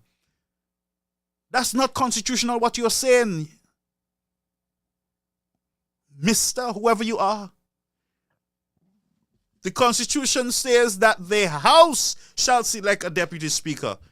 Not the government. The House. The House. You know who is in the House? The government and the opposition. Yeah. And so the House refused to elect a speaker. A deputy speaker, and the House turned back and start cussing off one part of the House, which is the government, the sitting government, and say, you all violate the Constitution, you all didn't see it fit to elect a speaker. No, all of you should have elected one. Bunch of dummies. And here we go again. They said in the letter, in the response to the letter, we are not going to violate the Constitution. Oh, no. We are Constitution-abiding citizens, a government who loves the Constitution. And, we go to bed with the Constitution every night by our hearts, and we love the Constitution, and we will do nothing but protect our citizens. We love the Constitution. Oh, my God. I love you, Dudu. Just like they said to you, we love the Haitians. But they say to the Haitians, go out of our country. We love the Haitians, but they say, no, we can't accept Haitians here. Look at it, Lucia, you just small. No. Depuis, moi pas ça pour manger petit ça. Depuis, moi pas ça pour. Ou même, moi y a bombshell pour ça, ou même, ou book ça même. Ou pas rien ce jour ça. Ou les 7 mois qu'a de magie. Nous kay flush ou tale. So, they love the Constitution. Just like they love the Haitians and the Guyanese. You saw what they did to Guyanese the last time? We love Guyanese. Oh, Guyanese. Mr. Fiddy, where you? We love Mr. Fiddy. There he is. Fiddy is our best, one of our best senators. Oh, my God. Fiddy is beautiful. Fiddy, we love you, Fiddy. You're welcome, Fiddy, anytime.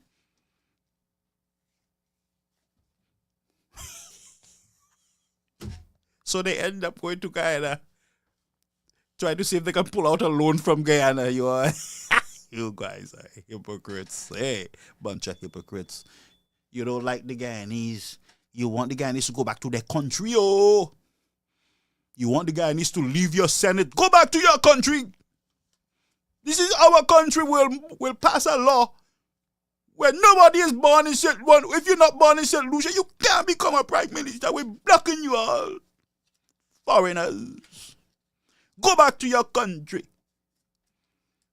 But they're loving up Guyana. They're bringing their old expired father's passport to show off to the government, Prime Minister of Guyana, President of Guyana. Look, I have my passport, my father's passport. We love Guyana so much.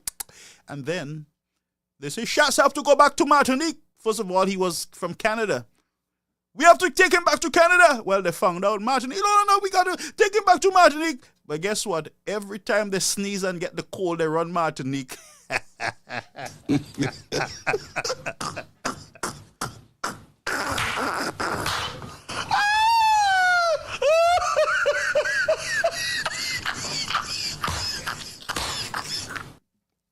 Leo, my lad, where is Martinique? Oh, send the helicopter, send the plane. We coming, oh, we have a cold. We sneezing. Shasney should write the embassy and block all of you from coming to his country. If I were Shasney, I'd becoming Prime Minister, President of Martinique now. Let's off in now, just 2 days off here. Go back to your country.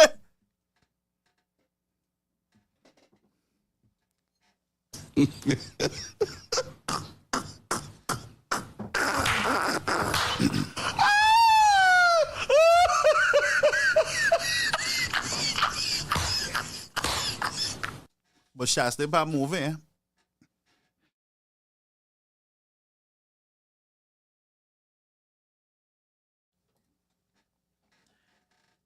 Shasney is not moving like some of you.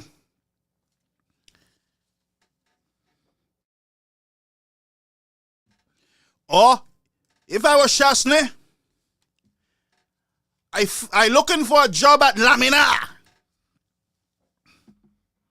And once you all say you're from the government of St. Lucia, I tell them, take them back to Vieux-Fort. Vieux-Fort have a big hospital there. A box. Let them go in the box. Turn the plane around. Go to Vieux-Fort.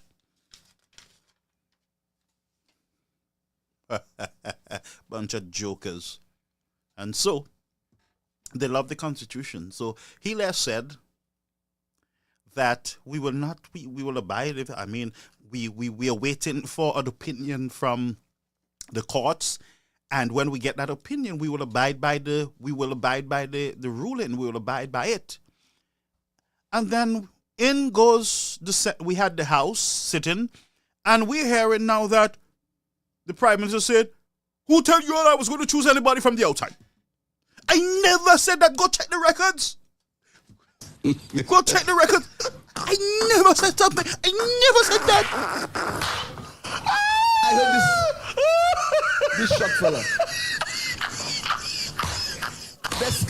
The sky is falling. I heard this shot fella. The sky is falling. So I heard this. You like to say that too much. So Prime Minister say, I never said that. I I never said I was choosing anybody from the outside. You see. The lies from the opposition. You see, the lies. You see, on this side, we are truthful government. And he said that all St. Lucians heard wrong and are losing their minds. So he said he never said he was going to choose anybody from the outside. But wait a minute. Question. Why all the drama with waiting for an opinion? Why were you waiting for an opinion from the court? If it was not your intention to choose somebody from the outside. And what is your plan? To place Mr. Anthony there until Anthony is in a temporary position, until you get an opinion, because you do not want to be embarrassed by an Alan Chastney. I'm going to repeat that game. So you guys got a hint that the possibility is there that Chastney is right. And so you know what you did? You averted an embarrassment. Somebody said to Mr. Kenny, please save us this time. We love you so much. Just like you did the Guyanese, and just like you did the Haitians. And you did it to the Constitution too. You all do it to everybody. One day, this is my prediction, one day you Labour Party people will say you love Chastney. Mark my words. And so, they said to Kenny Anthony, Kenny, save us now. Don't embarrass us, man. This thing going blow up in our face, man. Yeah. Give us a win-win. Give us a win-win, oh. And knowing Kenny flex up. He said, you see, y'all fellas don't listen. I ain't doing this again. I'm going to help you all out this time, you know. But don't have me on Margie again, man. Don't have me on Pappy Show, man. Y'all hiding things from me and all kind of thing. Y'all doing me unfairly. I have stadium and stuff in my constituency. You're not fixing it. You're there punishing me and this guy, Richard Frederick, getting all the money in his community. Guys said, don't have me on Margie. And then he say, you know what? I go do it for y'all, man. But don't do that Margie again, man. I'm watching. Oh no. Don't do that again, man. And Kenny Anthony sit there with his little smile on his face. I have a plan for y'all. I have a backup. I know how you all operate. You like to mess around. Oh. I come in. Kenny Anthony wink. Yeah, I'll be the deputy speaker. Oh, I'll be. But Pearson, boy, soon as we get that result from the court, if the court say that we right and we can appoint somebody from outside, I putting somebody in and moving you, Kenny Anthony. I don't trust you, man. I saw when you wink. I don't trust you. We waiting for the opinion. You think Chastney not embarrassing us this time? And when the opinion come, we hiding it. We hiding the opinion, oh. And so, St. Lucians, you're being played. You're being played like a candle in the wind.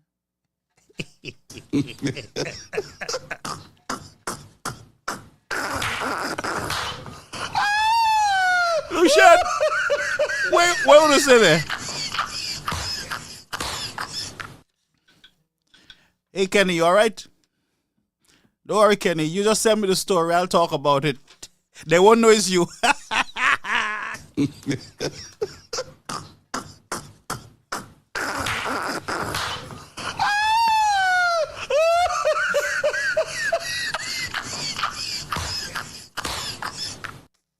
That's why Kenny's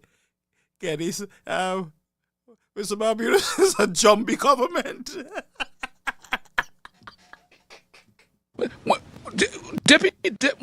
Mon pas ça pour Magie Betisa. Sorry, Mark.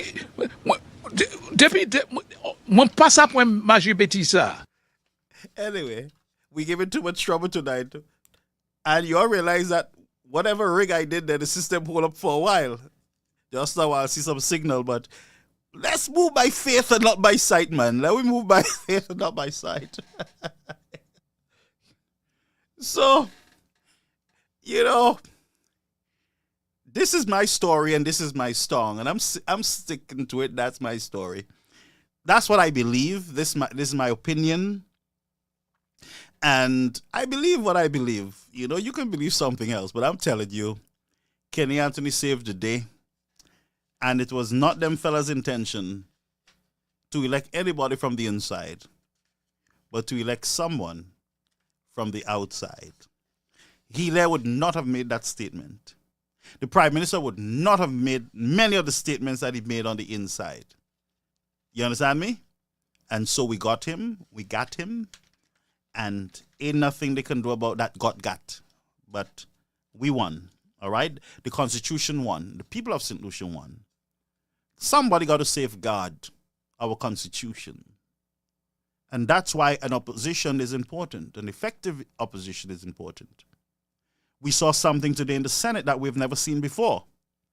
There was an attempt by the government of St. Lucia in the Senate to stifle the opposition, to take away the freedom that the Constitution provides to the senators in the Senate. We saw a blatant attempt again. They tried it with Nancy Charles. They tried it with our good friend in Denry North. And today they made an attempt. And I want you to observe, friends, these guys are trampling. These guys are messing with the democratic rights of our representatives. They do not like free speech. They do not like opposition. I saw it today. It was clear to us.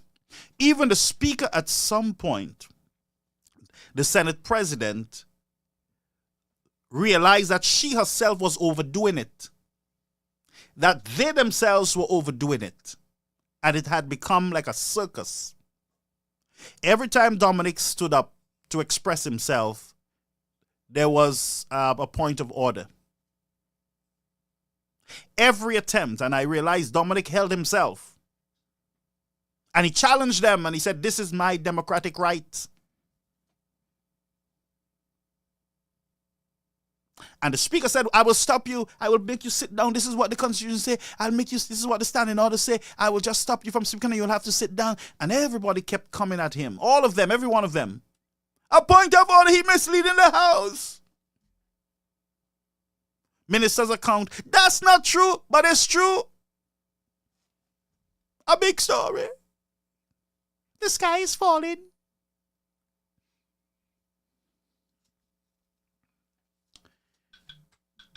Today, it was clear to us St. Lucians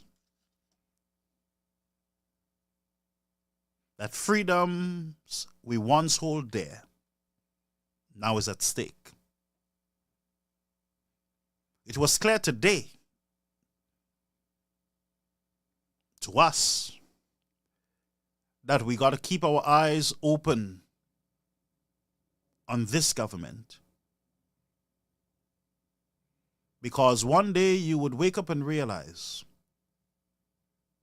that your house will be full of point of orders to the point where it becomes dysfunctional. Lucians, watch your bread. But thank God we have strong leaders in our opposition. Let's go to, there's a Senator Lee. I heard him, and by the way, I heard him through a statement from Soraya. I went back and I looked for it myself, and I found this senator, Senator Lee, was supposed to be an independent senator. What I saw him doing, let me just bear with me. I saw him warning the government, basically. Just bear with me. I saw him warning the government. Wait a minute, let me just find it. I saw him warning them. Let me just see if I can find it. I don't know where I put it. Okay, good. I got it here. Listen, folks, for a minute. On the development aspects of tourism. I think there's need for us to approach tourism as a holistic thing. And when I say that, I mean ensuring that all aspects or all sectors of the industry are already coordinated and working together. And in addition to that, that society as a whole understands its role in the tourism industry, and perhaps the tourism industry understands as well the impact that it can have or does have on society as a whole. Two areas in particular stand out to me in terms of areas that need urgent attention. One, obviously, is the airlift situation.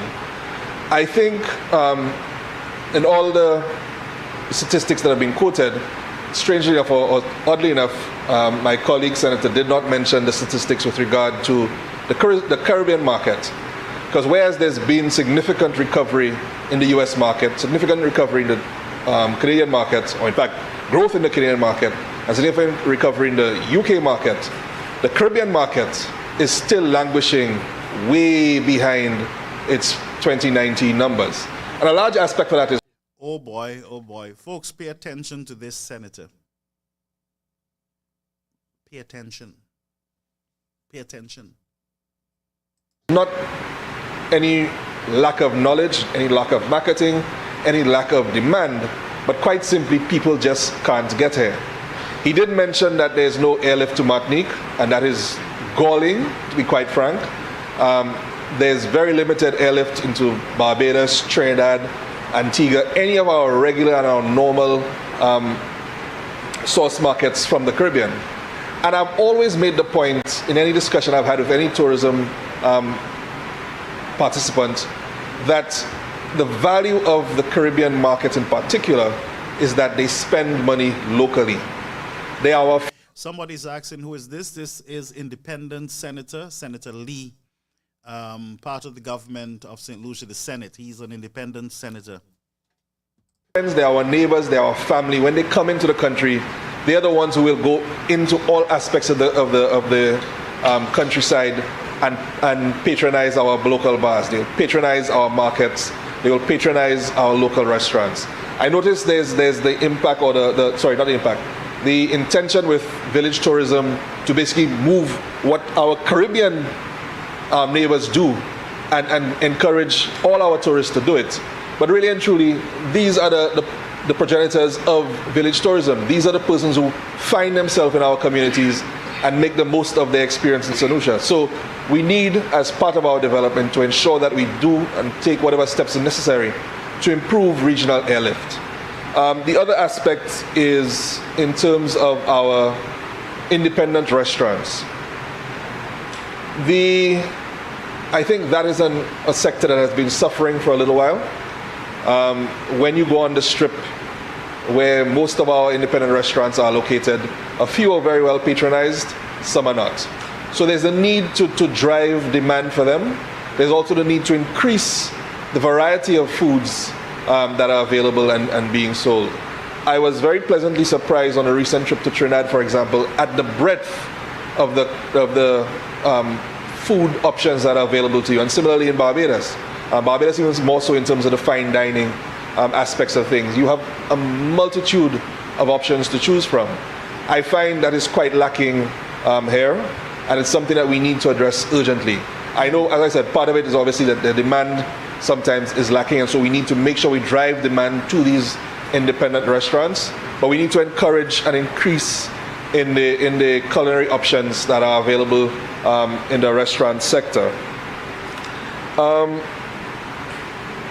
I also want to sort of just sound a little bit of a warning note. As I said, I think part of it is ensuring that we understand our role as the general community in tourism, but also I think the tourism sector needs to understand the impact that it has on the community as a whole. I know much has been made recently of user conflicts along the West Coast, and that is a growing concern. But I also have concerns, for example, when I go to the beach myself as a local resident, and you find the entire beach is covered by chairs and umbrellas. I understand the need, obviously, to accommodate our guests and to make them feel comfortable, but it has a thank you for that. Yes, it creates that sort of feeling that you no longer belong somehow, that you don't have the access that you had to have or used to have, and it's quite disconcerting. And so, as a resident, I think we need to find a way again of balancing the needs of the various sectors and the various persons who use our beaches and use our tourism resources generally. Perhaps I can encourage the development of or the enhancement of the facilities at the various beaches as well, so that you have toilet facilities, you have water, you have electricity if possible at various places, to make the beach experience, or elevate the beach experience, I should say. So both for tourists and locals. I know I've heard that the intention, for example, with the extreme end of Redui Beach, where it joins Montpimad, is to have a beach park developed there. And if that comes to fruition, I'd really appreciate that. But I think VG Beach needs it. Shock Beach needs it. Marisil Beach, I dare say, needs it as well. So the few beaches that we have that are readily accessible to the public need to be protected and need to be enhanced so that persons can better enjoy their recreation time at those places. So with that, as I said, the motion itself is largely unobjectionable. What we need to do is make sure that going forward, we have increased consultation with as many stakeholders as possible, not just persons directly involved in tourism, but in other aspects as well, and to ensure that we drive airlift, particularly Caribbean airlift, and help support our independent restaurants some. Thank you, Madam President. Right, so good senator, and makes a lot of statement. He sound the alarm there that there's a problem. There's going to be a problem, and we cannot. And let's say St. Lucia, the economy is driven by tourism, and we're having this problem with airlift and everything else, folks. Then I would say to you that your country is in for a ride, a rough ride, going forward this year and next year. And you St. Lucians need to brace yourself, because once this government, in particular, once they have a problem with finance and income, they go into your pockets. It's quite clear they're not creative. It is quite clear that they're not too sure where to go apart from the banks. And when they go to the banks, and the type of loans that they're securing, they're coming in your pockets. They don't care. Whatever deal the bank give them or any nation give them, they are coming for your pockets. The gas price, you will not see a decrease in gas until them fellas are out of office. It is only when, and I guarantee you, St. Lucians, it is only when the Labour Party is removed from office that you will see gas prices going down significantly. And tell me I'm wrong. Look at the past few years. Look at the gas price, the price of gas. My tank is full now on $50-something of gas. It used to take me $70-something. And I put the higher grade of gas because we have 3 options of gas for our vehicles. We have a cheaper gas. It burns very quickly. We have a middle 187, I believe it is. And we have a 90 grade. So we have different grades of gas. So we still have a choice at the gas pump. Even though gas go up, we can put regular in our tanks. We can put premium. We have different grades. I don't know if you have different grades of gas in St. Lucia. You have options. You can go a little cheaper, save a few more cents. But I consider you St. Lucians. When this government cannot raise revenue, they are coming in your pockets. You are already paying an extra 2.5%. And that has sent shock wave around St. Lucia. And they're saying to you, you got to love it. You have no choice. Just love it. It's something good for you. So they're giving you a bitter pill and they're saying to you it's good for you. They're giving you a poison pill. It's good for you. Drink it.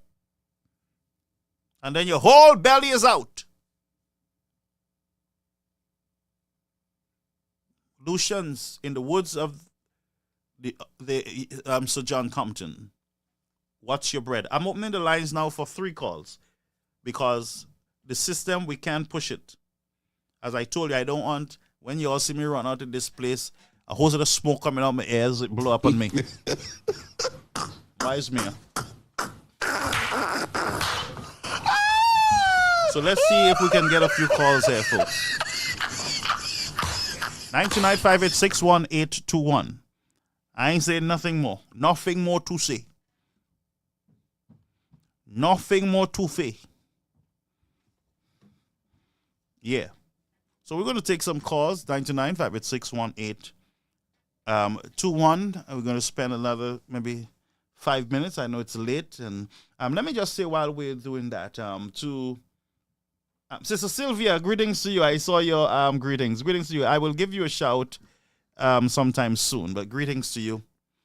We have a call coming in. Caller, you on the air, Caribbean American News Media. Welcome to the platform. Your first call. Good evening to everyone. Welcome back.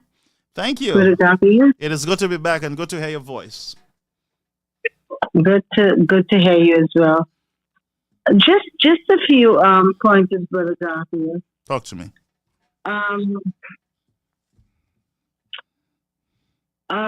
Philip J. Pierre, Brother Garfield.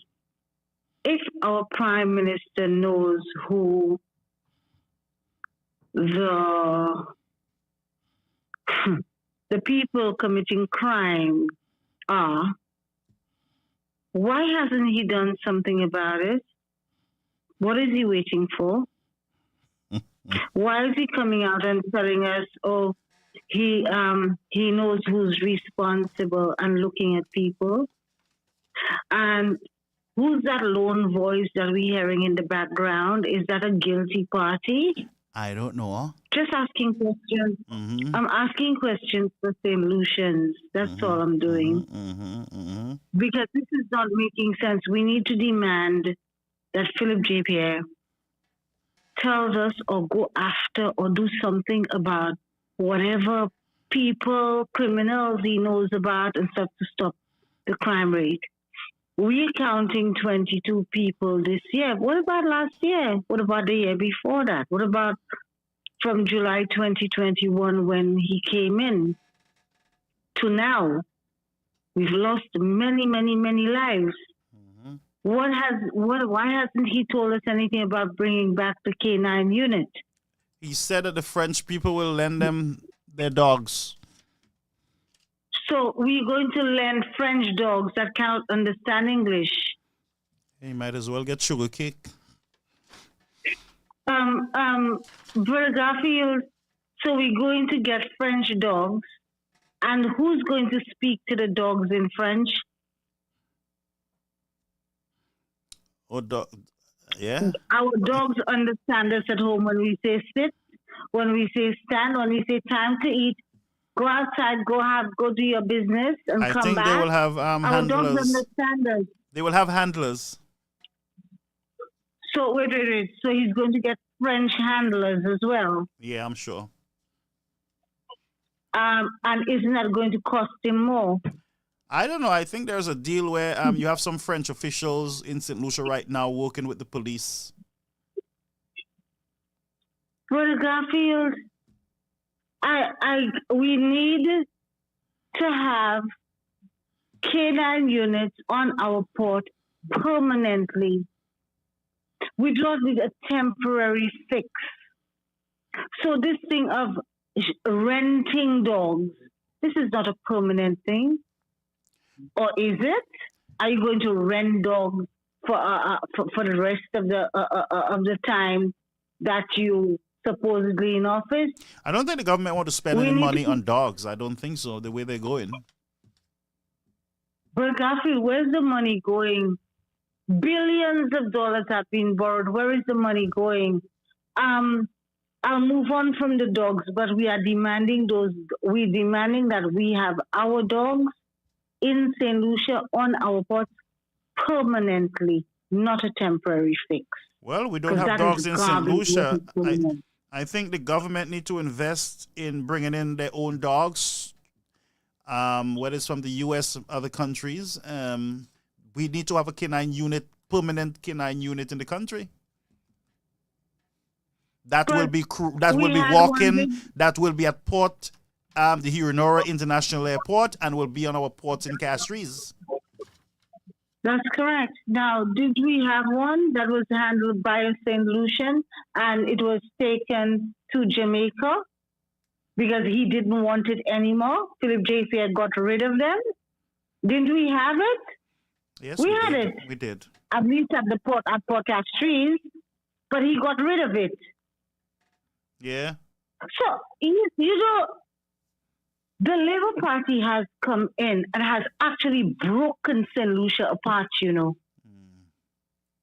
Torn this place apart in bits and pieces. When St. Lucia was coming together and everything was working well, the St. Lucia Labour Party came in and tore everything apart. Health, security, roads, people don't need roads.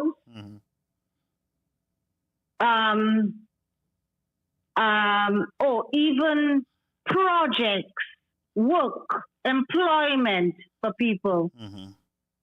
Here we have monies being borrowed for the lottery, the Lucia lottery. And I believe now they're the ones who's going to be responsible for fixing the sporting facilities. Is that what I'm understanding? That's what I But think. we That's have, what I'm hearing. Yeah.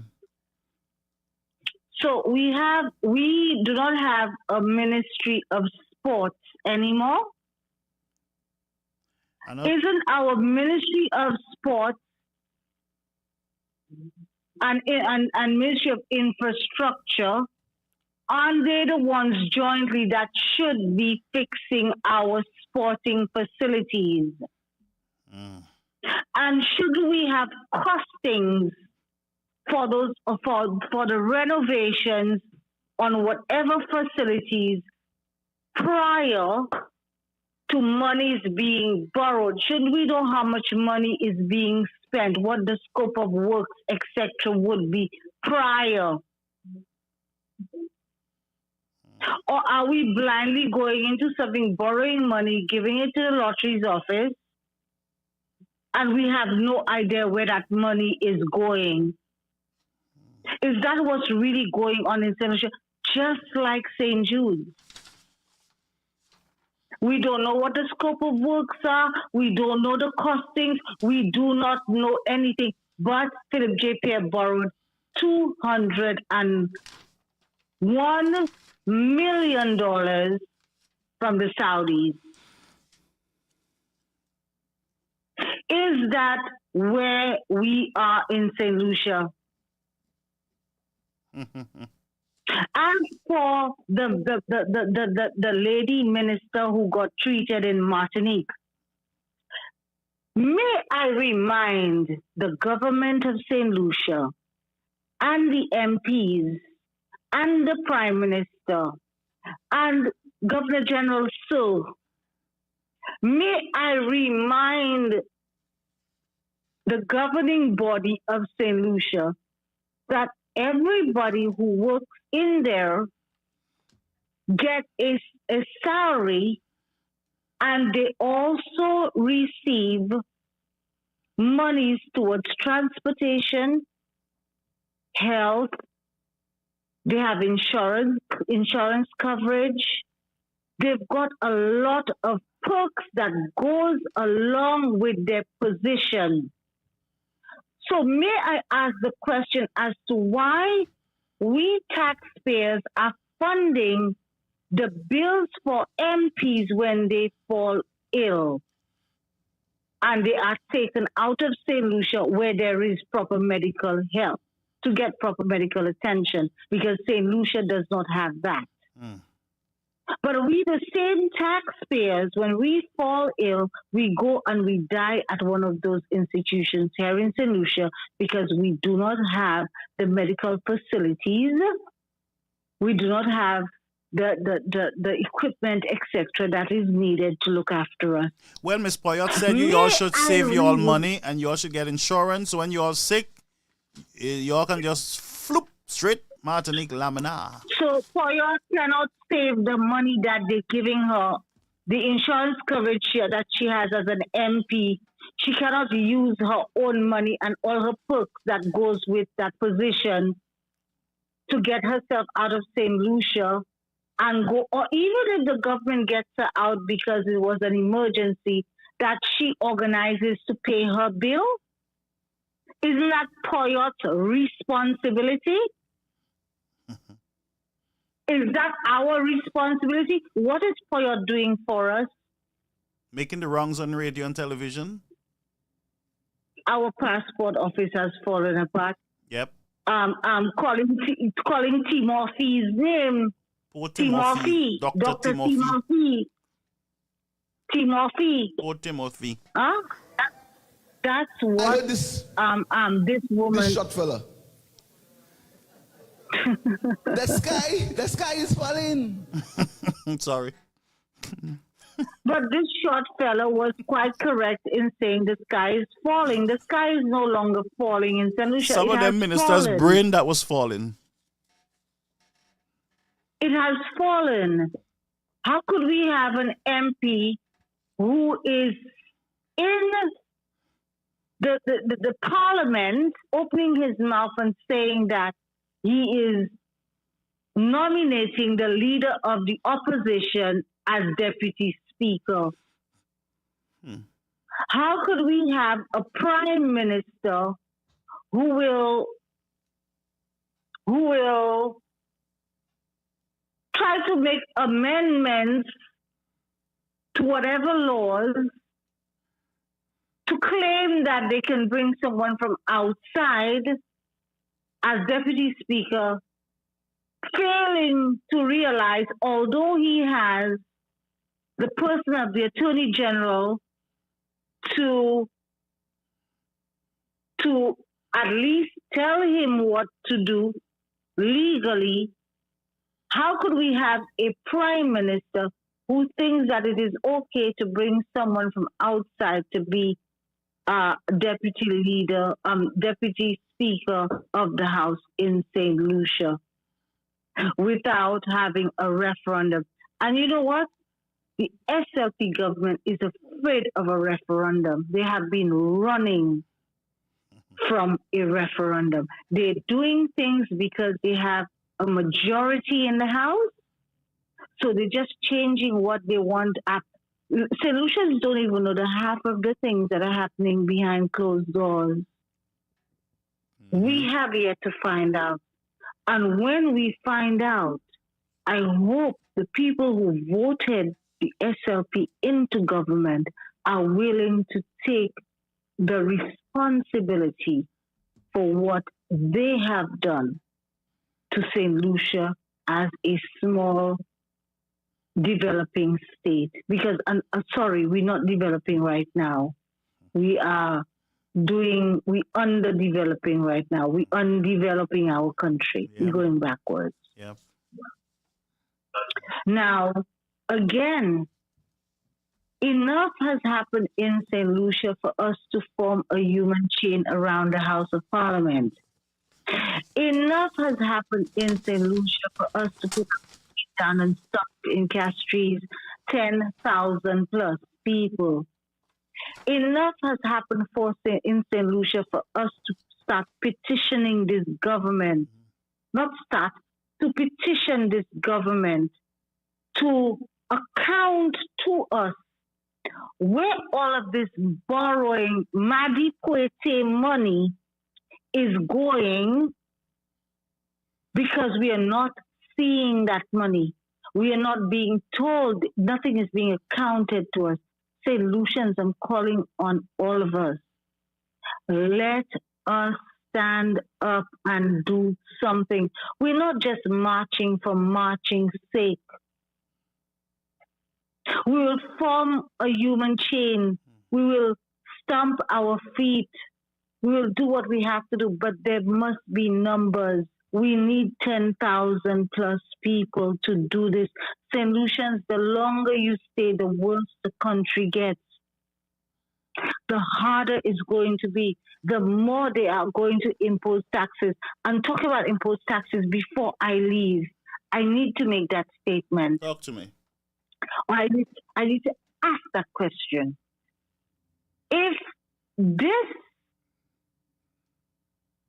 whatever was signed under Mr. Chasney, but the only way we could have gotten that money, this agreement or whatever, was to impose a 2.5% tax on St. Lucians. Please note, St. Lucians, Mr. Chasney did not come and lie to St. Lucians and say, he needs to impose a 2.5 health and safety, a 2.5 levy, right, for health and safety in St. Lucia, blatantly lying to us. He did not go through with it to keep a burden of tax away from the St. Lucian people. And in all of that, St. Lucia was running smoothly under Alan Chasney. We saw where the borrowed monies was going. We saw the airport being redeveloped. We saw the Soufre Sporting, the stadium down there being built. We saw the transformation in Jericho. We saw a new building, brand new state-of-the-art building come up to move the St. Jude's to St. Jude's Hospital. We saw jobs being created in Beaufort for the young people. We saw roads being rehabilitated. We saw housing being developed around this island. Have I said we saw roads being built? And we saw so much more happening, all in the midst of COVID and leaving COVID and coming out of COVID. And we saw growth happen of 12.3% under Alan Chasney. We also were not taxed any higher taxes. Instead, that was decreased by 2.5%. That was decreased. He gave us a break. We had more money to spend. Licensing at the Ministry of Communications, that license fee was taken up by Kenny D. Anthony. That was taken down by Mr. Chasney. We also saw that he stopped house tax for 5 years. We saw jobs being created. We saw tourism booming. We saw St. Lucia taking off into development. We saw all of it with our naked eyes. What? And Mr. Chasney did not borrow half of the money that has been borrowed in 2 years, in 5 years, but we saw the work that he had done. Have we seen any work being done by Philip J. Pierce administration for the billions of dollars that has been borrowed in St. Lucia? And I leave that right there. Thank you. I ask again that we stand up to this government and do what we must do. On that note, Brother Garfield, I say good night and I let somebody else go. Thank you very caller. much. Thank you so much. Thank you. All right, that was our favorite call. I think we had a problem earlier with the lines, and so I'm not going to keep you any longer. It is late. We're going to, I pressed the wrong thing. Yes, we're going to be dismissing now, folks. Let me give you your favorite shot. Thank you so much for being here with us. I see Boss Lady has her daughter. It's her daughter's birthday today. Happy birthday to you. Janelli, I can't see from here, but Janelli, I'm seeing a bit. Yes, Boss Lady, happy birthday to your daughter. Yes, greetings to your daughter. Happy birthday. And folks, for those of you who have birthdays and family events, send them to Caribbean American News, either the WhatsApp number or you can send it to our email on Caribbean American News. Let us know the events in your life so we can highlight you. We can put you up just like Molly Mall. Look at Molly Mall in our little television screen there. So send us the pictures, send us the information so we can mention you. We can acknowledge those events that you're having. All right. So don't be afraid to send them over to us so we can promote your events. We can promote your birthdays and special days and even funeral services. We can do them for you. So please, and for those of you who are in New York, I do free weddings, free funeral services, free baby dedications, free hospital visits, free home visits, any spiritual or religious services that you would want, let me know. I'm going to repeat it. I do free funeral services, burial services in New York and out of New York. I do only weddings in New York City. I'm only licensed in the New York area. So if you need a wedding done in your home, in your church, at a special event, let me know. All right? Let me also know if you want your your burial services done. I do that for you also for free. All these services are free of charge. All right? I'm licensed here in the state of New York. But I can conduct funeral services anywhere in the United States, Canada, or England. All right? So please just reach out. Don't be shy. Send me a message and I can get that organized for you. But you have yourself a very beautiful, beautiful, beautiful rest of your evening. Please enjoy your favorite. To those of you who are still donating, you have not yet donated, please do.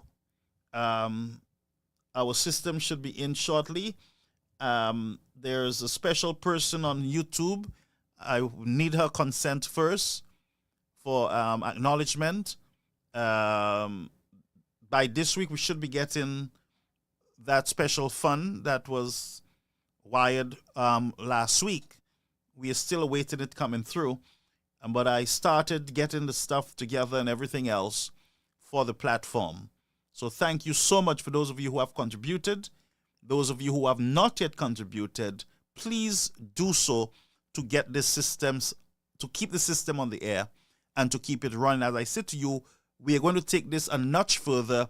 Many of you would be able to watch this program very soon on your Apple device, on your smart television, through the Roku channels, the Apple channels, and all those channels. But it will take a lot of effort from all of us to continue that process. But first, we're going to get our system up, and then we will start at some point in broadcasting through the different platforms. All right? So blessings, folks, and enjoy the rest of your night. Okay? Big story. A big story. I must apologize to elderly people. It's a big story.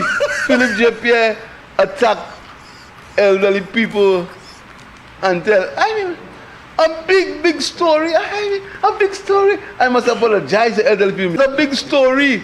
Philip J. Pierre attacked elderly people and tell, a big story. A big story. I must apologize to elderly people. It's a big story. Philip J. Pierre attacked elderly people and tell, A big story. A big story. I must apologize to elderly people. A big story. Philip J. Pierre attacked elderly people and tell.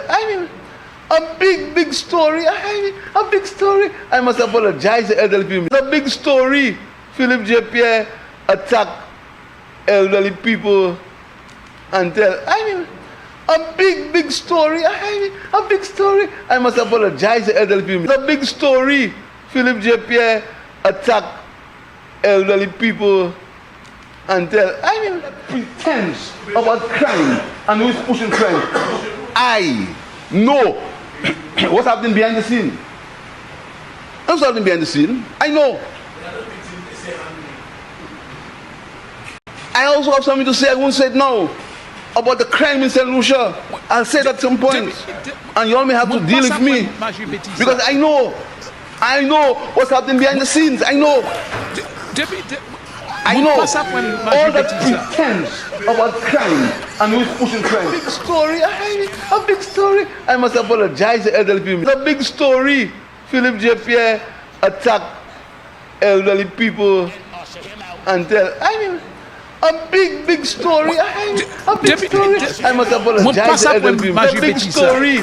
Philip J. Pierre attacked elderly people. A big story. A big story. I must apologize to elderly people. No. What's happening behind the scene? What's happening behind the scene? I know. Take his microphone and usher him out. I also have something to say. I won't say it now. About the crime in St. Lucia. I'll say that at some point. And you all may have to deal with me. Because I know what's happening behind the scenes. I know. Caribbean American Media, welcome to our live stream with Garfield Oliver.